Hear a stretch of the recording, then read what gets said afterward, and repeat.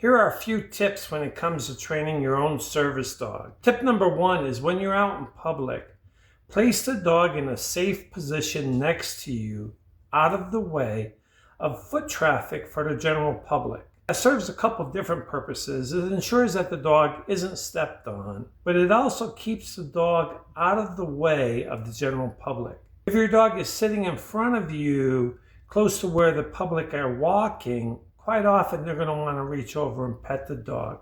You'll see in the video that I placed the dog by my left side. I place him against the wall with his head facing out. I want to ensure that the dog can look around and see what's going on, but not be impacted by the general public as they walk by. Tip number 2 is when people walk by, give the dog some calm, reassuring reinforcement.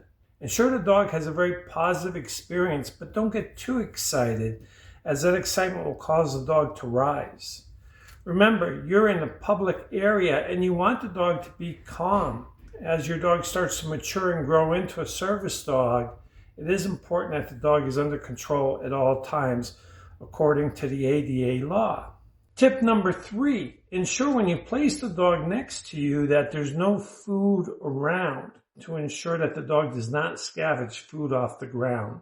Now, a well-trained dog should know to not go for the food, but in the very beginning, when you have a young dog, they may just accidentally grab the food off the ground. So it's always wise to ensure that there's nothing on the ground that the dog can scavenge. Tip number 4 is that if the general public try to pet the dog, do something about that. Very politely interrupt them. You'll see I put my hand up as a young child starts to come through.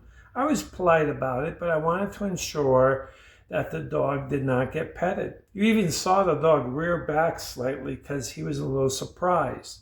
Now, he's a calm dog, but someone coming out of nowhere to put their hands on them can be a little bit upsetting at times. Or for some dogs, it can cause overstimulation. Tip number 5 is when you're ready to go, keep the dog calm. Now, you can do this 2 different ways. You can actually let the dog get up, find the direction that you're ready to go, and ask them to come into a working position. Or you can keep the dog in a controlled position.